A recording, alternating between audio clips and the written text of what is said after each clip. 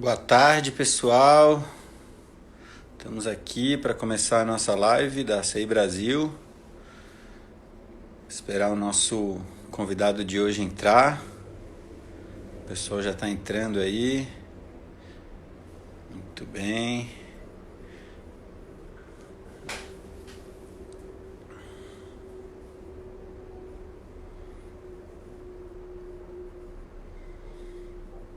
Pessoal chegando, sejam bem-vindos. Sintam-se em casa. Aliás, vocês devem estar todos em casa, né? Assim espero, né? Estamos todos. Esperar só mais um pouquinho para o Estevão entrar aqui com a gente, para a gente começar essa live de hoje.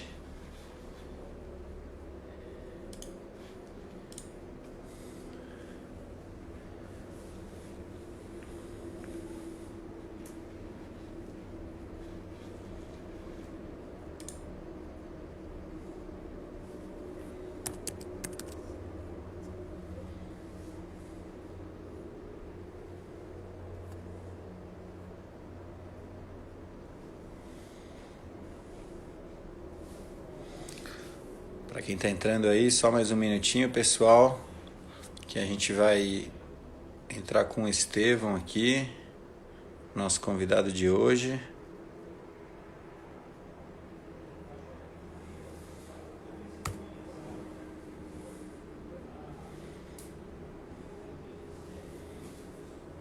A gente tem que ficar atento ao tempo, né? Porque a gente demora 1 hora aqui nessa nossa live, senão depois o Instagram aí...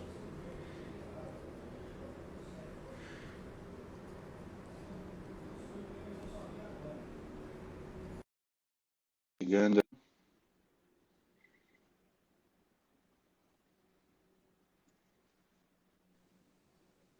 Aí, agora Pronto, sim, agora a gente conseguiu. Tudo bom, cheguei. Estevão? Tudo bem, amigo? Boa tarde, tudo bom contigo? Boa tarde. Tudo ótimo, tudo bem. Sexta-feira. Maravilha, isso aí, bom te ter aqui com a gente. Obrigadíssimo Vamos pelo lá, convite, tá? que isso, estamos aí.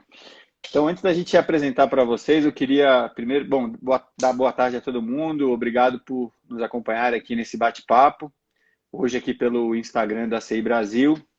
A gente tem um convidado super especial, assim como os que tivemos nas edições anteriores aí. Então, o Estevão está aqui com a gente hoje. Eu vou apresentar o Estevão daqui um pouquinho. Mas, e antes disso, só para dizer que essa terceira live que a gente está fazendo, numa série de lives semanais com parceiros e pessoas interessadas em questões relacionadas à natureza, sustentabilidade e assuntos relacionados, né?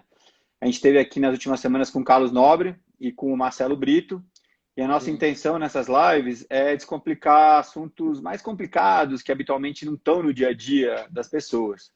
E sim, como a nossa construção do conhecimento é sempre baseada em ciência, a gente sempre lembra que a solução de grande parte das crises e problemas estruturais está na natureza. E manter as florestas em pé, temos ecossistemas saudáveis e também valorizando as pessoas que vivem na floresta e nos outros ecossistemas, logicamente. Mas rapidamente, antes de eu apresentar o Estevão, eu quero falar sobre a conservação internacional rapidinho, para quem não conhece a gente ainda. Nós somos uma organização ambiental presente em mais de 30 países há 33 anos. Nós estamos presentes nos 4 continentes e cuja missão é a proteção da natureza para o bem-estar das pessoas. E tudo isso embasado em ciência. A gente atua em projetos em parceria com organizações, com outras organizações da sociedade civil, com a iniciativa privada e também com governos das 3 esferas. E tudo isso acontece na Amazônia, no Cerrado e também na região costeira e marinha da Mata Atlântica, no sul da Bahia. bacana. E as nossas iniciativas, elas buscam um desenvolvimento mais justo e sustentável para as pessoas que vivem na floresta ou que de alguma forma dependem da natureza.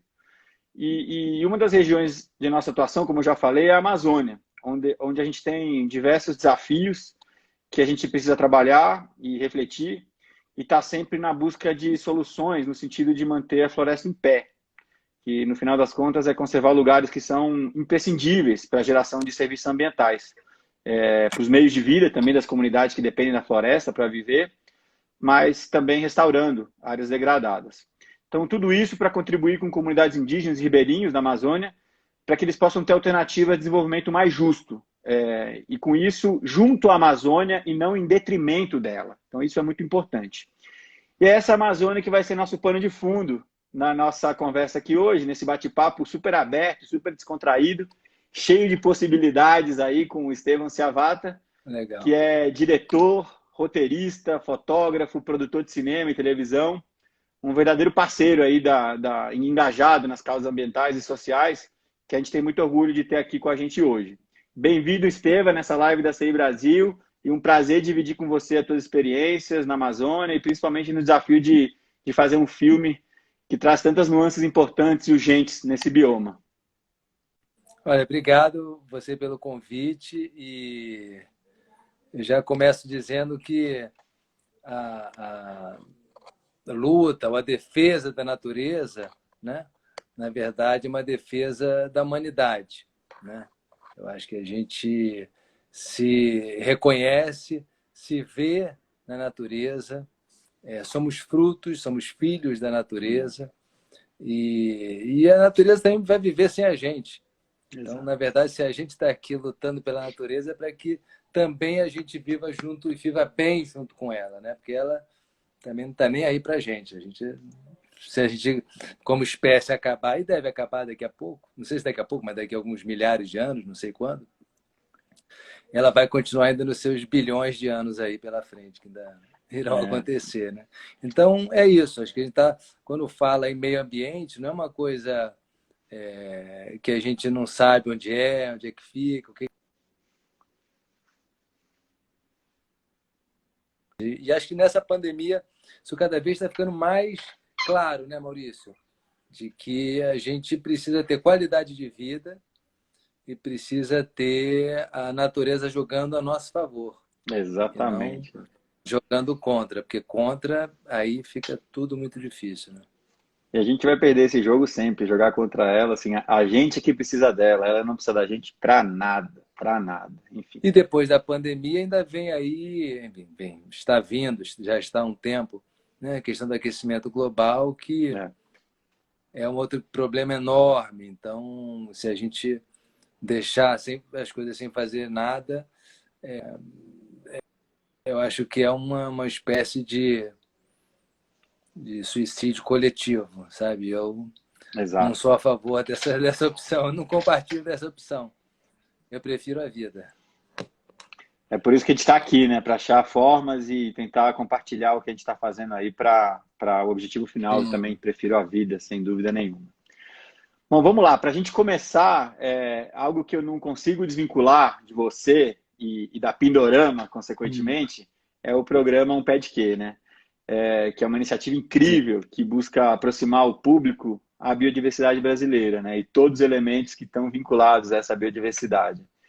E aí, em função disso, eu queria te perguntar um pouco mais do ponto de vista pessoal sobre como que é a tua relação com a natureza, com a Amazônia, onde começa essa história e conecta você com a natureza, o audiovisual, o cinema com a natureza. Como é que surgiu tudo isso, Estevão? Olha, do programa Um Pé de Quê, hoje a gente tem o maior acervo audiovisual sobre árvores do mundo. Foram 158 espécies retratadas em 18 anos de programa. Então, eles têm o nosso canal no YouTube, Um Pé de Quê, no YouTube, onde a gente está colocando, disponibilizando esses programas, e foi um jeito de eu me reaproximar e, na verdade, unir o meu trabalho audiovisual com meu amor pela natureza e pelas coisas. Eu, desde pequeno, tenho uma ligação assim que eu não sei muito explicar de onde é que veio, tá?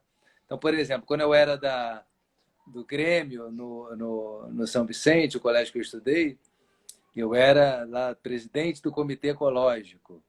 Eu fiz uma campanha para a FBCN quando eu tinha, 14 anos, para arrecadar dinheiro para salvar o Mono Carvoeiro lá em Caratinga, né? E aí depois, quando eu me formei, quando eu terminei o colégio, eu fui estudar engenharia florestal em Viçosa, porque na verdade eu queria mesmo era morar num parque nacional. Só que aí, enfim, coisas de jovem, era muito garoto, muito jovem, não segurei a onda de me isolar do mundo, tive que viver outras coisas e comecei a fazer cinema. Voltei para o Rio de Janeiro, comecei a fazer cinema, e aí com o cinema eu fui, de alguma maneira, me reaproximando disso, e acho que um pé de quê foi a coroação desse encontro entre a produção audiovisual e o meu amor pela natureza, pelas árvores. E um pé de quê aí me deu uma coisa muito interessante, viu, Maurício? E o pessoal que está assistindo a gente. Eu comecei a olhar as coisas pelo ponto de vista das árvores. E isso é uma coisa muito legal, porque se você pensar que as árvores, na nossa cidade, por exemplo, muitos indivíduos nasceram antes da gente e vão morrer depois da gente. Eles já estavam lá quando você nasceu e vão morrer depois que você nasceu. Um Jequitibá, por exemplo, que tem na BR-101, está aqui, em Muriqui. Tem outros, inúmeros ainda, né? Graças a Deus. Mas um Jequitibá que tem seus 600, 700 anos, ele viu tudo acontecer. Imagina. Ele viu os índios se comerem, viu o português chegar e matar índio, viu toda a traição do que rolou, viu depois os escravizados chegando, viu a especulação imobiliária quando abriu a BR-101 e vai continuar ali assistindo o caos total, entendeu? Então, é um jeito de você ver e pensar o mundo sem se desesperar tanto, porque você tem um pouco de noção de excesso, mas ao mesmo tempo vendo como que as ironias, como que quando você olha de uma perspectiva histórica, muitas coisas se revelam. E eu acho que as árvores têm esse poder, quando a gente começa a se relacionar com elas, a gente começa a entender isso de uma maneira bem diferente, assim, bem interessante, sabe? Legal, bacana. Não tô lembrando agora do livro que eu li há um bom tempo atrás, que dizia que as árvores se conectam pelas raízes, que existe uma conexão pelas raízes que é incrível, daquela que precisa de mais alimento, que passa para aquela. Então, está provado hoje cientificamente as árvores se conectam e elas se ajudam. Acho que a vida Tem as secreta. perversas também, viu? Também. Se eu não me engano, tem é a as vida que secreta sugam das árvores. energia. Exato, exatamente. Tem Alguém está me ajudando aqui de que parece que é a vida secreta das árvores, se não me isso. engano, é o nome desse livro. Estão chamando de Wood Wide Web, né? Que é bacana. Exatamente. Isso é muito, muito bacana, muito bonito, né? Assim, essa conexão. Muito legal. E por falar em biodiversidade, hoje é o Dia Internacional da Biodiversidade, né? Que você, inclusive, Viva a quando a gente te convidou para biodiversidade, fazer né? essa live, Graças a Deus. Sem ela é a gente isso não seria aí. nada. Você mesmo que lembrou isso. Não, eu vou fazer a live no Dia da Biodiversidade com vocês, que bacana, isso foi muito legal. Então não é à toa que a gente está aqui, né? Nada é por coincidência, a gente sabe muito bem disso, né? Sim, muito bom. Você sabe que esse termo ele foi cunhado pelo biólogo e ambientalista norte-americano Tom Lovejoy, o Thomas Lovejoy, que ele é um grande parceiro da conservação internacional, inclusive ele é membro do nosso conselho. Então esse cara cunhou o termo biodiversidade. Então realmente a gente tem ele como uma pessoa muito inspiradora para o que a gente faz e tudo mais.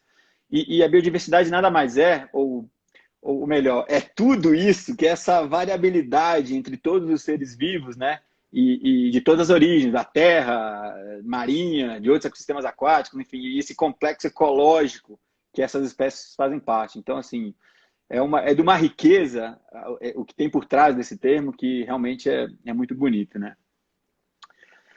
Mas vamos lá, entrando no tema do nosso. Acho que esse daí foi um pouco do Esse já é um aquecimento, tema, Estevam. porque falando de Amazônia, a Amazônia é a maior concentração de biodiversidade da Terra. Já entramos Exatamente. no tema. Já o tema já está ali Tá. engatilhadaço, né? Mas um pouco E a mais coisa mais louca, Maurício, ah, é que sendo a maior concentração de biodiversidade da Terra, a gente só conhece a biologia de umas 2 dúzias, de 20 delas. isso é incrível, Então, né? a gente tem um desconhecimento profundo sobre o que é a Amazônia, sobre o poder da Amazônia, sobre o que ela pode, pode dar, já está dando para a gente, mas também pode dar, porque não sei se foi o próprio Carlos Nobre que cunhou essa expressão da Biblioteca de Alexandria, né, como a Amazônia. Então, eu Falou não sei disso se aqui. foi o Carlos Nobre ou se foi o Thomas Lovejoy. Eu acho que e como eles são muito próximos, aí vamos Bom, não deixar para os sei, dois essa daí, né? os dois. Mas acho que Mas é o que está exatamente isso. acontecendo, o que está Exatamente. acontecendo hoje é a gente e, enfim, quem vai, quem mora na Amazônia, enfim, e anda por lá, vê que a gente está trocando tudo pelo nada, né? Está trocando a É. Biblioteca de Alexandria pelas cinzas e de coisas que a gente não leu ainda, Que a gente não livros que a gente sabe, não né? leu, livros que a gente não acessou. É. Então, isso é um crime com o É. futuro do Brasil, com o futuro dos nossos filhos, e algo que É. a gente deveria estar muito mais revoltado do que a gente está. Quer dizer, quem está revoltado, mas é porque são tantos problemas, né? Mas eu acho que É é mais verdade. uma questão de que isso vai ser definitivo para o futuro do Brasil, sabe? O futuro do Brasil é a Amazônia, não tem outro lugar. Concordo, concordo. No futuro e para todos os aspectos, aspecto social, aspecto ambiental, aspecto econômico, né? Sim, Então, de é, saúde, tudo. exato, exato. Enfim, então você, essa semana, bom, já não lembro se é essa semana ou a passada, enfim, as semanas estão meio nubladas aí, ultimamente. Estão meio Você, loucas. você lançou o trailer oficial do filme Amazônia, Sociedade Anônima, e Isso. no ano passado eu tive a honra de participar um pouquinho da discussão do momento de elaboração do filme, junto com o Beto Veríssimo e outras pessoas que você convidou. Foi. Eu queria fazer um parênteses aqui. Essa forma que você busca produzir, que envolve a reunião de pessoas, né, especialistas, com diversos pontos de vista, enfim, esse coletivo de mentes aí para chegar num mosaico de possibilidades, ela me parece sensacional e eu acho que mostra muito a pluralidade do teu trabalho. Então, assim, isso eu acho fantástico. Então, fecho o parênteses aqui, voltando Obrigado. para a pergunta. Eu gostaria que você contasse um pouco para a gente um pouco de como começou toda essa história, que veio a ser o Amazônia Sociedade Anônima, e um pouco do contexto que tem por detrás do filme, Estevam. Legal, eu queria aproveitar e mandar um abraço aqui para os amigos que estão entrando aqui, que eu estou vendo aqui, o Baião, o Daniel Jobim, enfim, todo mundo que está aí junto com a gente, tá? Obrigado aí por estar Legal. nos acompanhando e participando dessa discussão. É isso aí. Olha, então, eu comecei a primeira vez que eu fui filmar na Amazônia foi em 2004, e justamente um pé de quê? E tive um contato muito íntimo assim, com a floresta. Fui ao Mato Grosso, fui ao Amazonas, fui ao Pará, fui ao Acre, Amapá, enfim, dei uma viajada muito grande assim. E a partir daí eu comecei a voltar para fazer alguns programas com Regina também, para a Globo, sobre minha periferia. Então fui também a favelas em Belém, em Rio Branco, em Manaus, Uhum, enfim, vi também o lado urbano da Amazônia. uhum. E em 2011 eu ganhei um prêmio para fazer desenvolver um filme e mandei uma equipe para Altamira. Ainda estava ali o comecinho de Belo Monte, ainda a Uhum. construção e tal. Mas eu não, enfim, tive um acidente, então eu não pude ir junto nessa época. Quando o material voltou, que eu vi, olhei, 40 horas de material, não dava um filme que eles tinham feito. Eu falei, puta que pariu, gastei um dinheiro, uma coisa, e não dá para fazer um filme. Fiquei assim muito triste, amargurado. Aí falei, quer saber? Vou voltar minhas fichas para outra coisa. E aí, quando eu falei isso, a Cristiane Fontes me ligou no dia 2 de janeiro de 2014, eu acho que é.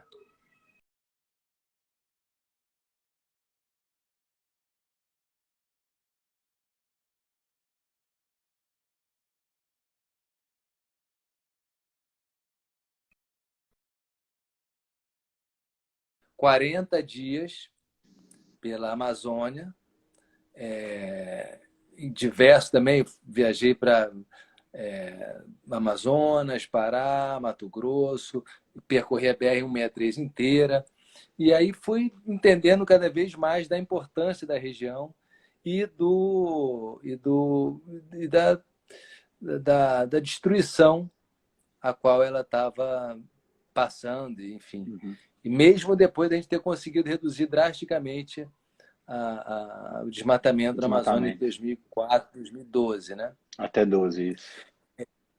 Então, eu fui ficando muito amargurado, porque eu fui vendo que é o futuro do Brasil e fui vendo que a gente estava queimando o futuro do Brasil em escolhas erradas. E logo me veio a questão da grilagem por que isso apareceu tão rápido? E é legal que agora esteja num momento onde todo mundo está começando a saber o que é grilagem, mas quando eu comecei a me interessar por isso, há uns 6, 7 anos atrás, era um assunto pouco falado. Ninguém sabia direito, não era um problema tão grande, mas duas coisas me chamaram a atenção. Primeiro, os outros problemas, vamos dizer assim, né, que você vai ver os desmatamentos em áreas privadas, assentamentos de reforma agrária e da grilagem seria o mais fácil de identificar o criminoso. Porque todos os outros, ou a pessoa é produtor, ou a pessoa de assentamento não tem acesso à tecnologia, e muitas vezes não é o próprio assentado. Então, era algo que... Justificativas, né? Difícil você identificar quem é o criminoso na história. E quando você vê invasão de terras públicas e grilagem, ali não tem dúvida quem é o nosso inimigo. E é um inimigo comum ao brasileiro. Qualquer brasileiro, né? Se a gente tem quase 1 milhão ainda de terras públicas não destinadas na Amazônia, cada um de nós fazendo a conta aí por 220 milhões, não sei quantos metros quadrados cada um tem de floresta lá. Tem um pouquinho ali, né? Mas tem um pouquinho. Então, cada vez que um cara desse invade e desmata 2.500 campos de futebol, 1.500 campos de futebol, fala, pô, esse cara está prejudicando o nosso futuro, queimando a nossa saúde, queimando a água que vai para o agronegócio, queimando a água que vai para os reservatórios do sul, sudeste, tanto de energia quanto de abastecimento, as nossas chuvas, está queimando uma biodiversidade incrível, uma sabedoria. Está roubando mesmo, né? Está roubando mesmo. E existe essa questão das terras públicas desprotegidas. Enquanto essas terras estiverem lá, não adianta a gente querer fazer o que estão tentando fazer agora. Porque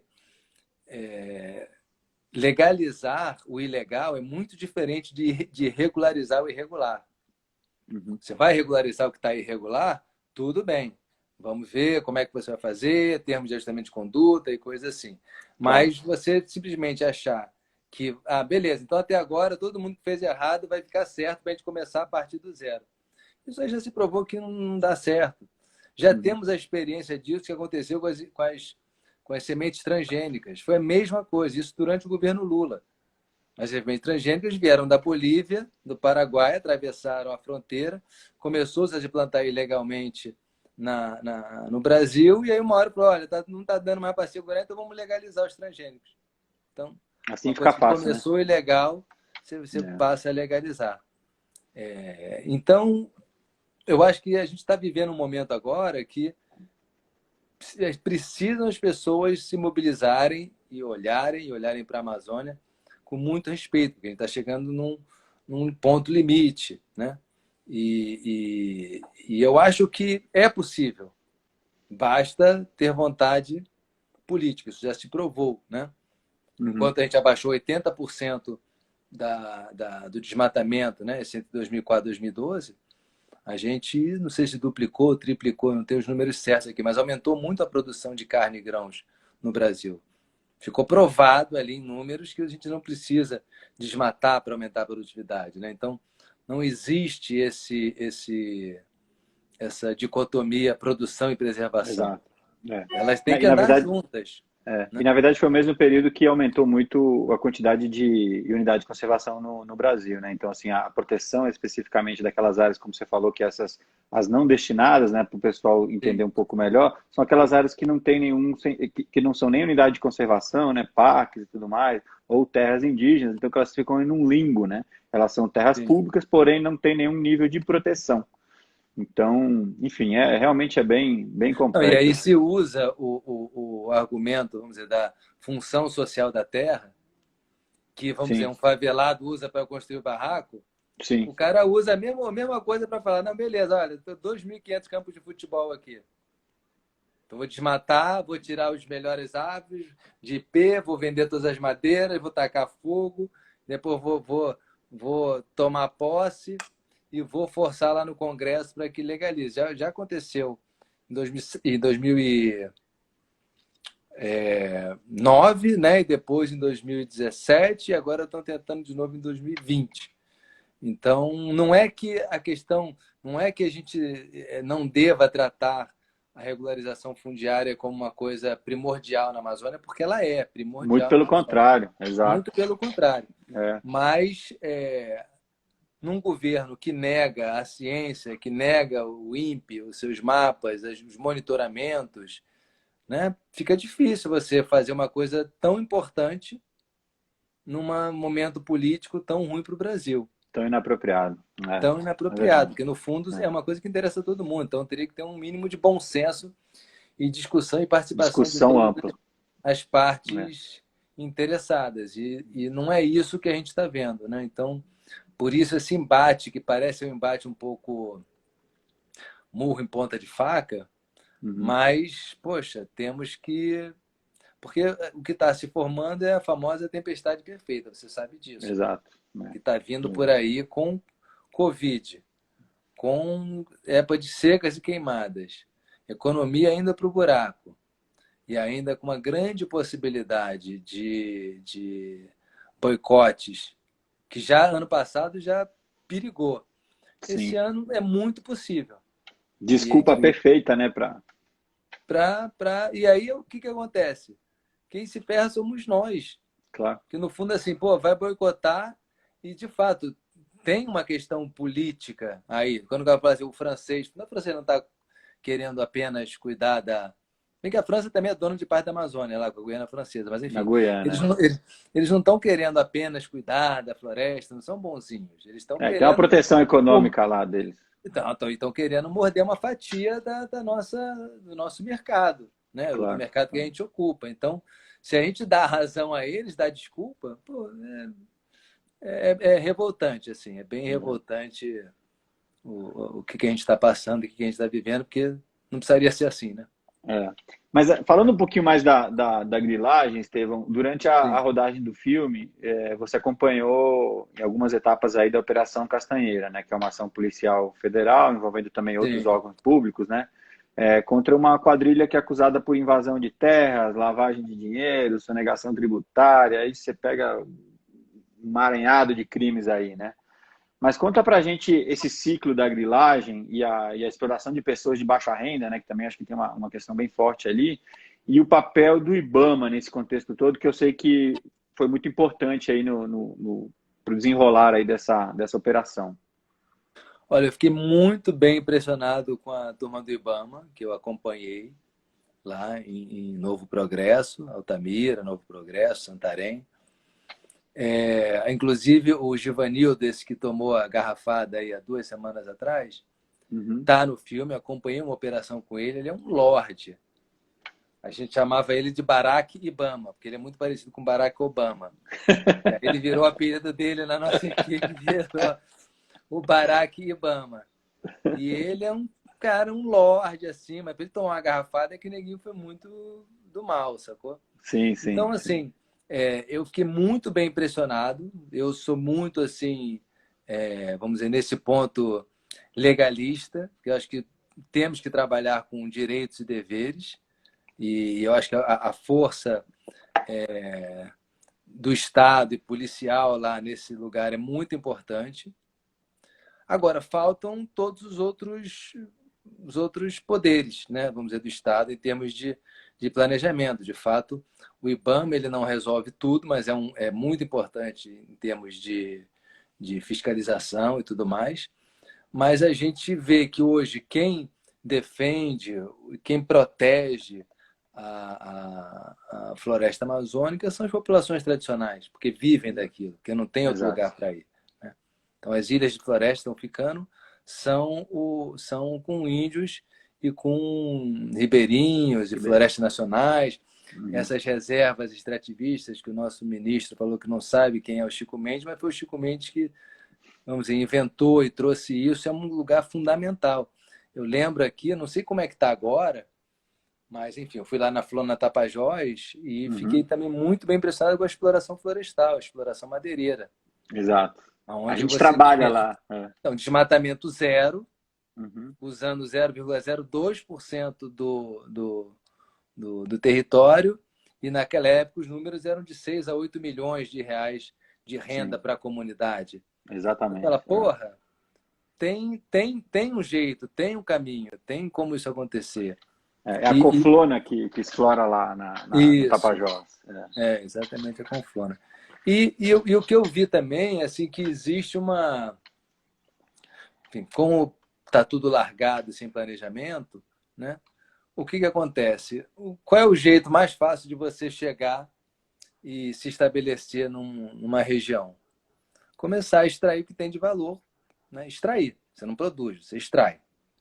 Ah, o que tem aqui? Ouro, cave e leva ouro. O que tem aqui? Madeira, corta a árvore e leva madeira. Né? Esse é o primeira. E aí o que isso vai gerar? Vou fazer uma especulação imobiliária com a terra, porque a terra vai valorizar. Terra com floresta não vale, terra sem floresta vale. Então já é mais um jeito de você ocupar aquela terra e começar a gerar algum tipo de economia, na maioria das vezes informal. E esse é uma forma vamos dizer, de colonização muito primária, né?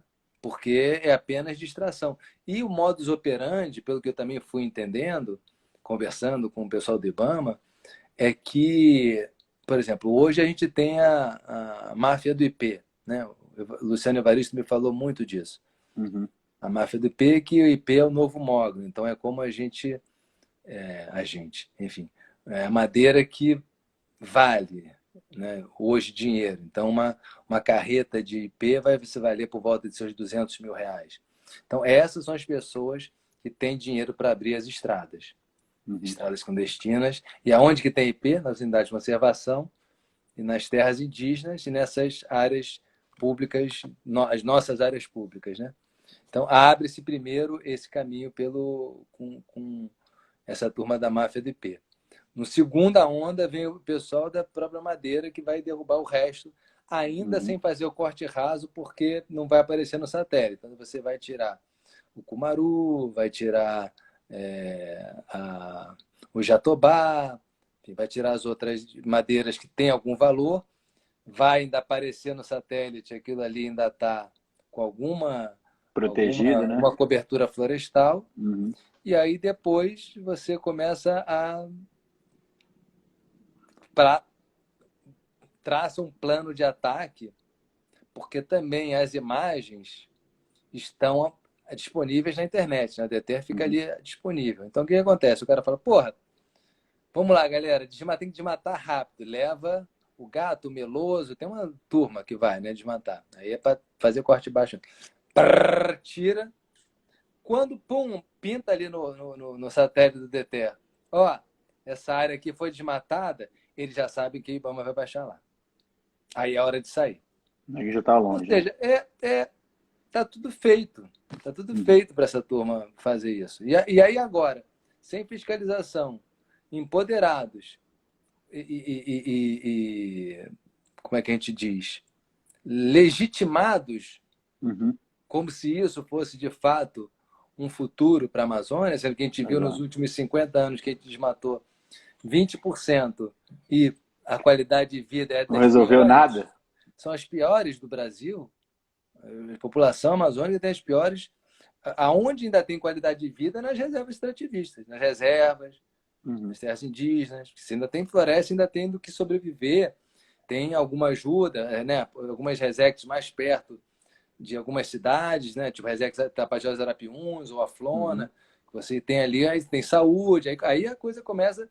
Estava até vendo que no site do Índice de Progresso Social da Amazônia, que a Resex Tapajós Arapiuns, ela tem a mesma índice de progresso social que Sorriso, a capital do agronegócio. Então, não... E aí, cara? Então, não tem só uma solução, né? Não existe essa solução. Não que a agricultura também, eu sei se eu estou falando demais, mas não que a agricultura não seja uma solução.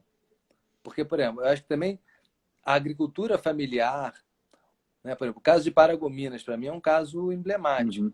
Era um lugar que vivia da madeira e do boi. Hoje você tem o Mauro Lúcio lá, que tem uma fazenda super sustentável, enfim, com tudo nos conformes, e a cidade investiu na agricultura familiar para alimentar a merenda escolar. Ou seja, aí tudo casa. Você Você fecha tem do ciclo. aonde você tira as pessoas daquelas atividades ilegais, coloca para a agricultura. Então, não temos que demonizar nenhuma Sem atividade. dúvida, Mesmo, claro. mesmo a extração madeireira, você vê lá na Conflona, é uma extração que feita direito, com bom senso, de uma maneira legal. E para a gente, hoje em dia, usar a madeira é muito mais estratégico, muito mais ecológico do que usar plástico. Perfeito, claro. É. Então, Essa questão essa questão é fala, estou importante falando. porque a gente lá no. Você trouxe uma questão importante, porque a gente tem trabalhado na Coflona, a gente tem uma equipe de guerreiros ali na nosso escritório lá em Santarém, e eles trabalham muito dentro da Coflona, mas também no Trairão e outra unidade de conservação lá. Mas a Coflona acaba sendo uma unidade de referência porque tem perdão, a Floresta Nacional do Tapajós, a Flona Tapajós, acaba Isso, sendo uma unidade de referência porque tem a Coflona trabalhando há muitos anos. E eles isso. trabalham com madeira e também com produtos não madeireiros. Então, eles buscam produtos da sociobiodiversidade para gerar renda para as comunidades que moram não só dentro da Flona, mas também ao redor. Mas também tem, como você falou, o grupo que já faz um trabalho há vários anos, de forma muito bem estruturada, amparada com conhecimento científico, um negócio muito bem estruturado, de explorar de forma sustentável madeira dentro de uma unidade de conservação, de forma muito controlada, e acaba sendo um paradigma. Tem pessoas que realmente não concordam e tudo mais, lógico que está previsto em lei, é toda uma questão legal e tudo, mas eu concordo contigo, é uma saída que visa um benefício da própria comunidade que está lá, da pessoa que compra uma coisa legal, uma coisa que sabe de onde vem, de boa qualidade, que está gerando recurso para quem está ajudando a cuidar da floresta, porque quando Sim. você tem um objetivo de cuidar da floresta, Estevam, você cuida dela, né? Então, acho que isso daí, a gente tem os verdadeiros guardiões cuidando de uma coisa que sabem que é importante para eles, porque vai gerar benefício socioeconômico para eles, né? Então, acho que essa troca me parece muito, muito importante. E acho que trazendo para esse lado das oportunidades, porque a gente vê também um lado, esse eu acho que é um lado de oportunidade, né? Em algum momento aí da construção do Amazônia na sociedade anônima, tem uma indicação, eu vou ler aqui, que é: a floresta só será mantida em pé se tiver progresso social, para de fato garantir a biodiversidade. Então, isso dialoga muito com o nosso propósito na CI, que é aquele da proteção da biodiversidade em benefício do bem-estar humano. Então, como eu estava falando agora, Sim. que se tiver um benefício socioeconômico, a floresta vai continuar em pé, porque aí o cara que está lá tem interesse em proteger. E aí beneficia ele e beneficia a floresta, ou seja, é bom para todo mundo, na verdade, né? Mas esse acaba sendo um grande desafio a ser desenvolvido economicamente na região, ao mesmo tempo de proteger ela, né? E aí o Carlos Nobre tem aquela questão lá do Amazônia 4.0, que é um baita de uma forma de fazer isso, enfim. Inúmeras organizações aí também têm outras formas de conciliar desenvolvimento sustentável com a proteção de um bioma. Pelo que você acompanhou, o que você acha das alternativas que estão na mesa aí para dar escala para a produção sustentável, porque a gente está chamando de bioeconomia, garantir emprego e renda para conservar a Amazônia? Como é que você vê esse cenário aí, esse contexto aí? Eu acho que a gente não tem uma solução ainda. Tem vamos dizer, um cardápio aí de soluções, né, que eu acho que ainda estão na esfera do que, né, a gente vai chamando a Amazônia 3.0, né? Seria meio, só para quem está nos vendo aí, acho que a ideia é que a Amazônia 1.0 foi a Amazônia até os anos 70, né? Uhum. Uma Amazônia de extrativismo total. A Amazônia 2.0 aí já é ocupação na pata do boi mesmo. A Amazônia 3.0 já seria as reservas extrativistas, os produtos não florestais, né? A retomada da borracha, copaíba, andiroba, pau-rosa, enfim, todos esses ativos, cupuaçu, frutas, bacuri, etc. E a 4.0 seria vamos dizer, o que a gente está chamando de leapfrog, né? Que é um jeito de você dar um salto sem ter que passar queimar algumas etapas, né? Então a Gerar gente conhecimento lá na Amazônia mesmo, o gerar conhecimento ser gerado lá conhecimento, e gerar ficar lá, né? renda, né? Exato. Gerar conhecimento, gerar renda e de alguma maneira também que conhecimento tem muito, né? Vamos dizer, lidar com esse negócio, com esse conhecimento indígena e dar a eles o valor que eles merecem, total. Mas eu Legal. acho que esse modelo está nascendo, ele ainda está começando, né? Acho que tem algumas. A Natura está andando um pouquinho com isso, o Carlos Nobre está fazendo algumas experiências lá em breves, eu acho que não tenho certeza. Mas eu acho que a gente tem que dedicar todo o esforço a achar isso, porque agora com sequenciamento de DNA, Sim, e com toda genoma. a biotecnologia, indústria farmacêutica, indústria de cosméticos, né? Acho que isso tem muito potencial lá para a gente dar esse outro salto. Agora, já a Amazônia 3.0 já é uma coisa, já é incrível. Eu, quando vou para as reservas ou para a aldeia indígena, eu tudo bem, né? A gente sempre que está de fora e chega, você fica maravilhado. O dia a dia sempre corrói um pouquinho mais. Mas eu me sinto como se eu pudesse morar ali naquele lugar. Eu E também, tenho essa eu impressão acho que também. já tem uma puta qualidade de vida. É, Muito melhor que as favelas e a grande maioria. E isso está ficando provado agora com a pandemia, né? sem Mal bem, dúvida. quem está lá dentro tem o seu quintal, tem a sua galinha, A sua tem roça, a né? sua horta. É, Enfim, isso é um ganho enorme e eu acho que a gente tem que preservar isso. Peraí, papai. falando ao rock aí, falando Sabe dessas. quem Peraí, amor, chegou eu tô no aqui? meio. Eu sei, mas sabe Fala. quem chegou aqui? Quem? Gil Salim! Vai lá então falar com ela. Falando dessas pessoas que moram na floresta, eu estava falando com o Beto Veríssimo do Amazon, né? Sim, Ele chamou a atenção para a tua conexão com os Mundurucus, desde a primeira vez que você teve com eles lá, com o Cacique Juarez e tudo. sim. Conta pra gente como que a cosmovisão dos Mundurucus influenciou você, influenciou o filme. Tem aquela questão lá dos Mundurucus não enxergam um coletivo de árvores, Sim. mas os indivíduos, né, cada espécie, enfim. Conta um pouco pra gente como que a visão dos Mundurucus influenciou você e o filme. Olha, foi engraçado, porque a primeira vez que eu fui lá, deu um rolo. Eu não consegui, enfim, eles são muito desconfiados. A Alessandra, até ontem eu estava conversando com ela, fazendo uma live. Eu Nós participei da somos live. muito desconfiados, muito desconfiados. Eu falei, vocês são desconfiados mesmo. Então, toda aproximação é uma difícil. E eu sei que caiu um temporal no Rio, eu perdi o voo, aí tinha que mandar um rádio para tal lugar para dizer que eu ia atrasar. Assim, quando eu cheguei lá, o cacique tinha ido embora. Você Tinha já ido não ia fazer uma chegar, né? Você já, expedição. pô, esse cara não vai vir, né? Os caras, eu falei, caraca, eu vim lá do Rio de Janeiro para fazer aqui, eu não posso filmar nada, estou com uma equipe gastando dinheiro, não sei quando é que ele vai voltar.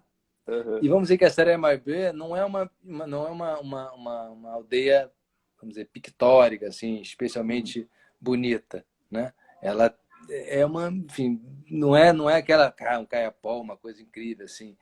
Aí eu falei, caraca, peraí que eu fazia aqui nesse lugar e tal, meu Deus. Aí quando chegou 4 da tarde, os meninos começaram a assistir Malhação, que ligou o gerador. Falei, ai meu Deus, o que eu estou fazendo aqui? Ficando meio desesperado. Aí, aí... Só que quando chegou o Cacique Juarez, cara, fez assim, abriu o céu, entrou um Incrível. sol maravilhoso. E ele falou, não, tudo bem, pode começar a filmar. A gente começou a conversar, começou a filmar. Aqueles meninos que eu estava com super preconceito, eram meninos maravilhosos, fiquei muito amigo deles. E quando eu voltei lá 3 anos depois, em 2017, na alta demarcação da Montanha Mangabal, da Projeto Águas de Ativista Montanha Mangabal, que é do lado de lá do Rio, a turma estava dando aula de organização. E tem uma coisa muito interessante, porque tem uma coisa um pouco militar. O cacique falou, tá falado. Ninguém vai. Sim, Vocês vão lá, vão lá. tô Não ligado. tem, não tem essa. Mas a galera vai com muita alegria. Dava 5 da manhã, eram os primeiros a acordar. E primeiro a acordar rindo, fazendo, zoando um com o outro. Aí eu comecei a entrar Legal. nessa zoação também com eles e comecei a me identificar muito com eles. E aí acho que o Eduardo Viveiros de Castro me ajudou muito a entender essa minha relação com eles, porque, enfim, eles têm uma mitologia própria, né, da sua origem, de como que eles foram feitos, do Karo Sakaiban, que é o deus, o grande guerreiro Munduruku. Mas acho que ele me fez entender uma coisa que até a Alessandra confirmou muito ontem, né? Essa ideia de que todos têm direitos. Não existe só o homem que tem direito e a mulher. Uhum. Não é só o ser humano que tem direito. As Todo espécies, mundo né? tem direito. Nós não estamos numa esfera superior. Isso é uma maluquice, entendeu? De algum europeu que quis dominar o outro e enganar o outro, entendeu? E a gente está até hoje achando isso. Isso não existe. E lá isso fica muito claro que não existe, que todos têm direitos. Por mais que um coma o outro, enfim, e havia antropofagia, né, que também estava dentro disso tudo, mas é uma questão da própria vida, inerente à vida. Você vive e você morre, né? E eu fui me aproximando, e vou contar essa história da árvore, que é muito interessante, porque eu fiz um roteiro onde a narradora vinha falando, que é a Fernanda Montenegro, e terminava com o cacique Juarez falando a palavra árvore em Munduruku. E aí eu falei, cacique, por favor, como é que fala árvore? Que eu queria que você falasse aqui para mim. Ele falou, O árvore? roteiro do não indie, né? Como é que é? O O roteiro? roteiro do não indie, né? Do não indie, né? Do branco, né? Isso, Você isso. tinha feito o roteiro. Total. Aí ele falou, árvore? Eu falei, árvore. Ele pensou um pouquinho e falou, não, essa palavra não existe em Munduruku. Eu falei, não, peraí, você tá de zoação comigo. Aí ele falou, não, não existe. Eu falei, então, como é que você fala assim? Eu vou até aquela árvore. Ele falava, eu vou até, em Munduruku, né? Eu vou até aquele genipapo. Não, mas como é que você vai então? Eu falei, eu vou subir aquela palmeira ali, naquela árvore. Ele falava, eu vou até o Buriti.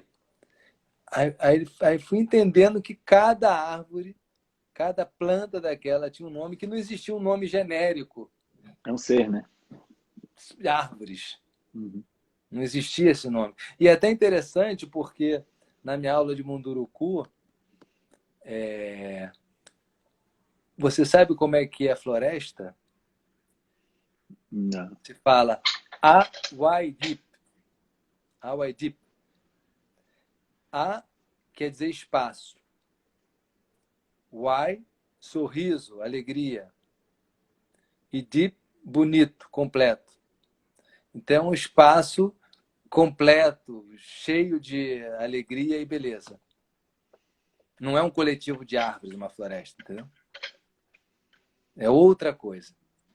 E acho que Não, que isso que a bonito. gente tem que ir com muita humildade, porque são 180 línguas faladas, né? Nativas, mais de 180 línguas nativas faladas na Amazônia. Então, você imagina a quantidade de sabedoria, de conhecimento, do quanto que a gente pode aprender. O Eduardo Viveiros fala uma outra coisa muito interessante no filme, que ele fala os povos indígenas muitas vezes são retratados.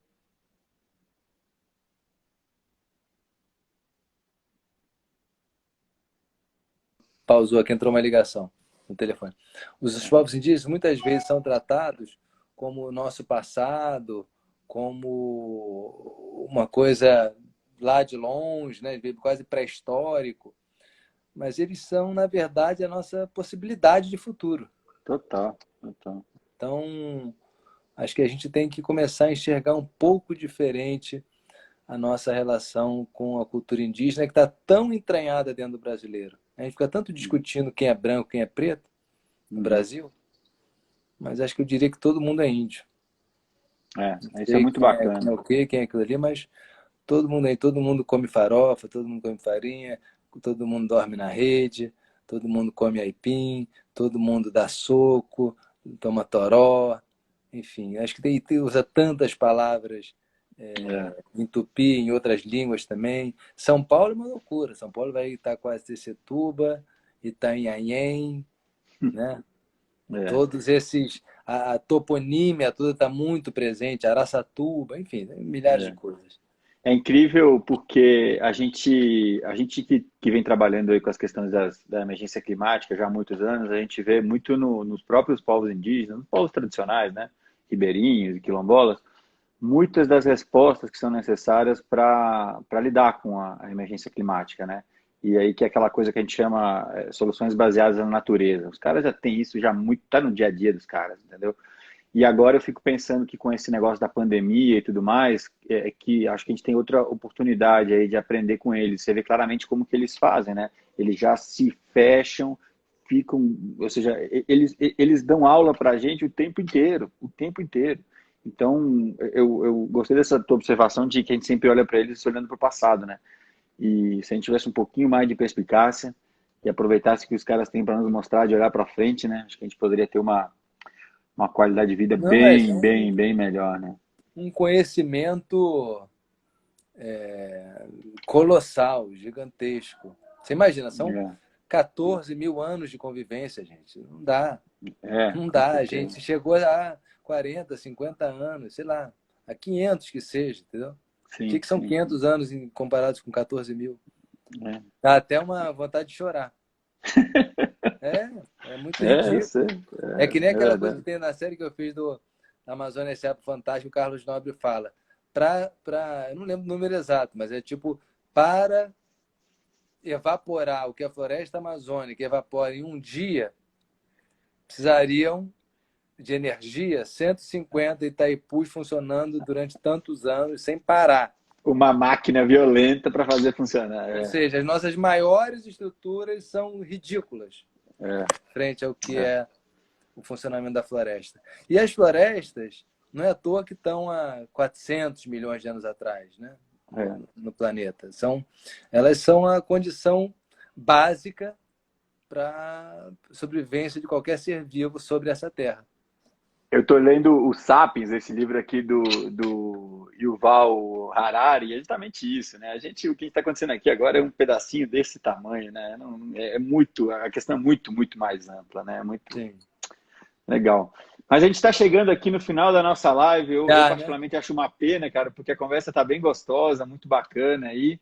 E só para chegar no final, acho que eu gostaria de fazer dois jabás, um da CI e um do Amazônia Sociedade Anônima. Porque, assim, no hashtag passar o chapéu, a gente sempre é questionado como que as pessoas podem contribuir com a Amazônia, com os povos da floresta, nesse momento tão delicado aí, passando pela Covid aí, e como apoiar tanto as ações emergenciais quanto as ações que são mais estruturais na Amazônia. E nesse contexto que a gente está agora de aumento de desmatamento, do novo coronavírus afetando os povos indígenas, então, é a tempestade que você falou aí, né? A tempestade perfeita. Então, uma opção é através das doações de qualquer valor para a campanha Amazônia Precisa da Sua Ajuda, pelo site da conservação.doareação.com.br. Alguém vai me ajudar aí, botar isso daí Priscila. Alô, a Priscila vai Priscila. me ajudar aí, sem ser cedilha e sem tio. Mas conta pra gente aí, antes da gente se despedir, Estevão, como é que tá aí a campanha do preparatória aí para o lançamento do filme da Amazônia Sociedade Anônima? Olha, eu queria primeiro agradecer a todo mundo que está nos assistindo, que passou por aqui. Agora eu estou vendo aqui mais amigos, a Janaína que está acompanhando direto o tempo todo, comentando, estou lendo tudo, viu, Janaína? Érica também, o Luiz, a Maria Maricota, a Flavinha, minha querida amiga. Enfim, agradecer vocês todos por estarem juntos aqui. O filme, ele estreia em agosto na Globoplay e Canal Brasil, tá? E até lá a gente está fazendo o que a gente chama de campanha de impacto. Então, toda semana no meu Instagram estou fazendo uma live discutindo o assunto do qual o filme fala. Então, sempre sobre a Amazônia, sempre sobre as questões aí que nos afligem, enfim, que são importantes das pessoas acompanharem. Estou passando um chapéu, mas não publicamente, mas estou passando um chapéu para botar a comunicação e internet lá na aldeia, porque eles precisam falar, precisam comunicar com o mundo. Eu digo os mundurucus, né? Ainda mais agora nesse momento de Covid. Então, a gente está agora, estou trabalhando muito. O meu principal trabalho agora, nesse momento, é em cima das questões amazônicas. E se os amigos encherem um pouco, que eu estou mandando muita coisa, tá? Pelo WhatsApp e tal, me desculpa, mas esse é o meu trabalho atualmente. Eu acho que é um trabalho que merece. Até porque vai para além de você, né, Estevão? Ele vai para outros, cara. Eu acho que esse Sim. é um trabalho super importante mesmo, né? E aí temos a nossa rede social também, do Facebook, Amazônia SA. No YouTube estão todos os vídeos indo para o canal da Pindorama Filmes. E no Instagram é a minha própria conta mesmo, esse Avata. Então, Legal. assim que a gente está atuando. Legal. Muito bom. Obrigado pela presença. Eu sempre fico um pouco chateado de não poder responder. Tem várias perguntas que caem aqui, o tempo acaba Sim. não ajudando, tem que estar controlando tudo aqui. Eu realmente Falei peço... pra caramba também. Não, cara, eu acho que é ótimo. Acho que bom, pelo menos eu estou vendo um monte de coraçãozinho subir aqui. Eu acho que isso daí significa que tá bom, né? Então, Isso. mas eu sinto muito de não poder responder todo mundo. Eu fico muito... Agradeço muito a presença de todo mundo nessas lives da CI. E a você em especial, Estevão, por ter topado essa conversa com a gente. Eu fico muito feliz aí de poder trocar e bater esse papo gostoso aí. E, enfim, fica bem, fica saudável, você, a tua família bonita aí, e todo mundo que nos assiste, fiquem super bem e se cuidem aí. Obrigado pela oportunidade. Obrigado a todos os... Falei os dois, está aqui, né? Porque a Érica mandou aqui. Obrigado a todos que nos assistiram e que estão junto com a gente aí nessa jornada. É isso aí. Obrigado. Bom final de semana. Valeu, meu aí, irmão. viu? Você também. Valeu. Um Viva a nossa abração. biodiversidade, hein? É isso Tamo aí. junto. Salve. Valeu. Tchau. Salve. Salve. Boa.